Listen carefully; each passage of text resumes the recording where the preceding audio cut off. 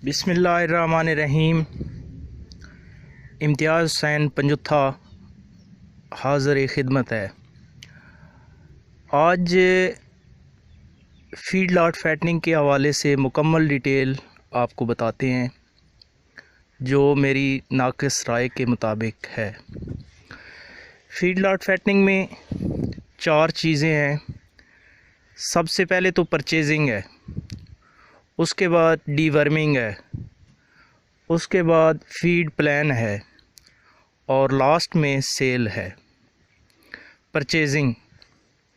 Purchasing आपको पहले हमने 100 kg बताया था, लेकिन उस पे एक्सपेरिमेंट किए हैं, बहुत सारे रिसर्च की है, दोस्तों से मशवरे किए हैं। तो 130 किलो से लेकर 150 तक आपको बछड़ा ख़रीदना है। कट्टा अगर हो तो वो भी 130 किलो से लेकर 150 तक। अब इसकी प्राइस क्या होनी चाहिए? ये तकरीबन 23,000 से लेकर 27,000 तक एंड 150 अगर हो, आपको कंफर्म हो कि ये 150 से 5 किलो ऊपर है या 5 किलो नीचे है, तो 27,000 से ऊपर नहीं जाना चाहिए। अगर 26,000 का मिल जाए तो वो ज़्यादा बेहतर है। और उधर से 23,000 से लेकर कहीं भी यानी 130 अगर हो तो। अब देखना है कि हमने किस किस्म का जानवर लेना है। साहिवाल क्रॉस, इसके अलावा आपने कोई भी नहीं लेना। अगर आपने वलायती ले लिया तो वो मुश्किल करता है सेल के दौरान। तो जानवर कैसा होना चाहिए? उसका कद लंबा हो, हड्डियां बड़ी हों और बहुत ज़्यादा फरबा ना हो, लेकिन बीमार भी ना हो, कमज़ोर भी ना हो, बस सेहतमंद हो। तो बहुत ज़्यादा फरबा मैं दोबारा कह रहा हूँ कि नहीं होना चाहिए। अगर इस रेंज में मिलता है फिर आप वो सस्ता तो आपको मिल जाएगा, लेकिन आप उसमें बढ़ोतरी कितनी करेंगे, वो बढ़ोतरी नहीं होती। अब उसका पहला तो ये है कि कद बड़ा हो, फिर उसके बाद आपने उसका जिस्म देखना है, जिल्द देखनी है।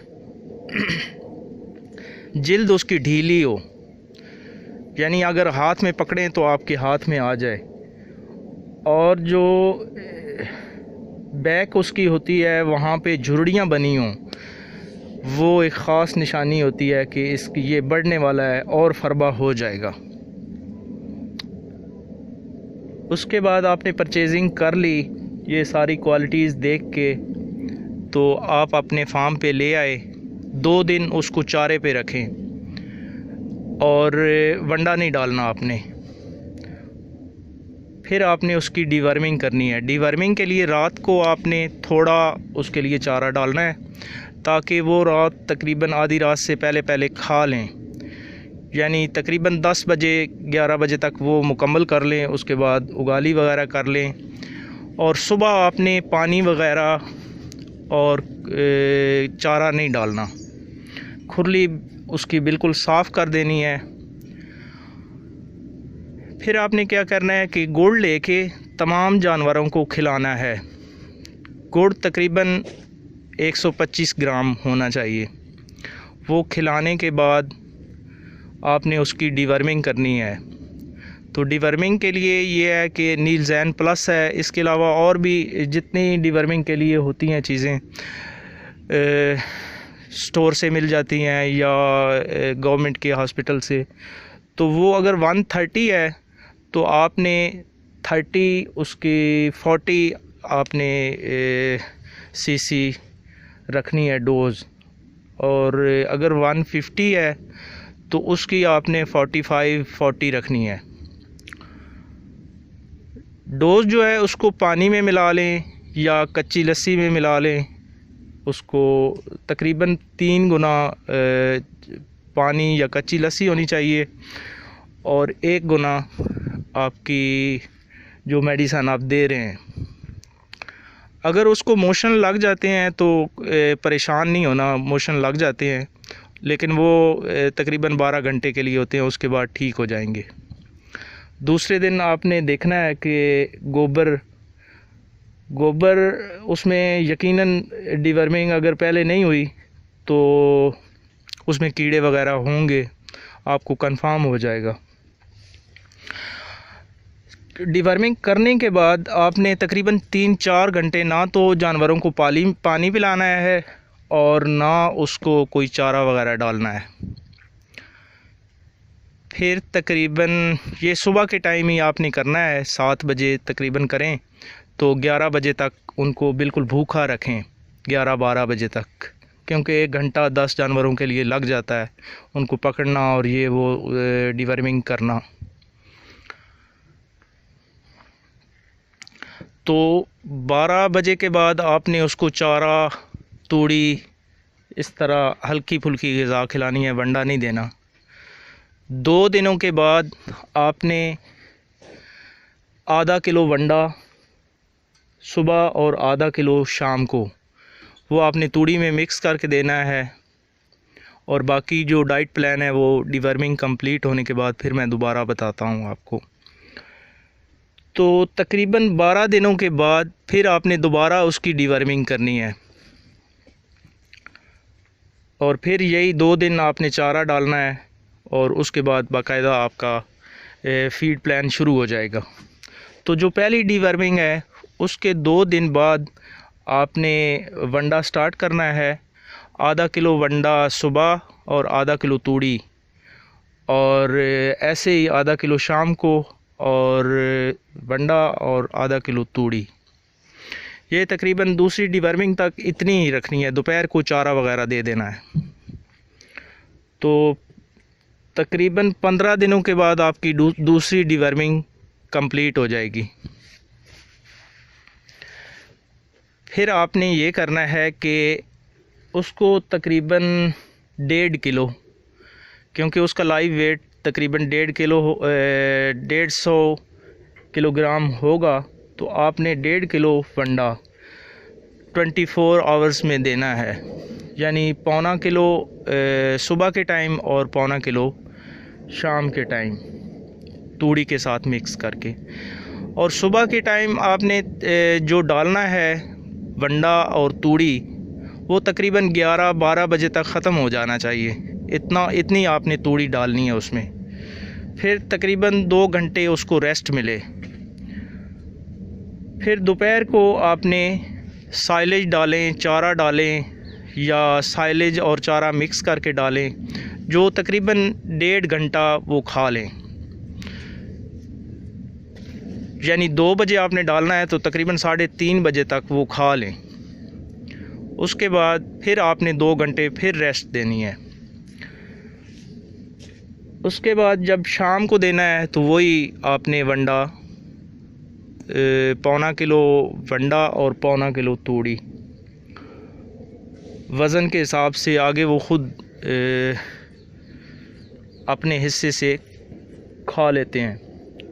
जो मेन चीज़ पहले परचेजिंग में रह गई है कि जानवर इक्वल होने चाहिए, एक ही वेट में तकरीबन वो बराबर हों, इससे बहुत छोटा ना हो बहुत बड़ा ना हो कि आप एवरेज उसकी निकाल रहे हैं जी 150 है, कुछ जानवर 180 हैं और कुछ जानवर 130 हैं, तो आप एवरेज निकालेंगे कि 150 है। इस तरह कभी भी नहीं करना। जो बड़े जानवर होते हैं वो छोटे जानवरों को नहीं खाने देते। इसके बाद जब आपका तकरीबन 1 महीना कंप्लीट हो जाएगा तो इंशाल्लाह आपके जो जानवर हैं वो 150 से तकरीबन 180 तक पहुंच जाएंगे। फिर आपने पूरा किलो वंडा सुबह और किलो शाम को कर देना है। और फिर दूसरा महीना भी जब ख़त्म हो जाएगा फिर 1.5 किलो सुबह और 1.5 किलो शाम को। ये वंडा आपने 3 महीने तक रखना है। अगर 4 महीने तक लेके जाने का प्लान हो तो 1.25 किलो सुबह और 1.25 किलो शाम को और 4 महीने तक बेशक ले जाएं। अगर सर्दियां हैं तो सर्दियों में ये करें कि तकरीबन आध पाव घी और उसको तूड़ी में मिक्स करके या आटे में मिक्स करके पेड़ा उसको खिलाएं। और अगर गरम दूध में पिला दें सरसों का तेल तो वो भी अच्छा है, सर्दियों के लिए ये कह रहे हैं। गर्मियों में सरसों का तेल दही में मिला के वो आपको जानवरों को खिलाएं, तो इंशाल्लाह आपके जानवर फरबा होंगे और आपको प्रॉफिट होगा इंशाल्लाह। जब 3 महीने कंप्लीट हो जाएंगे या 4 महीने कंप्लीट हो जाएंगे, जो जानवर आपके 150 थे तो वो इंशाल्लाह 280 से अबव कर जाएंगे, 300 तक 280 तक पहुंच जाएंगे।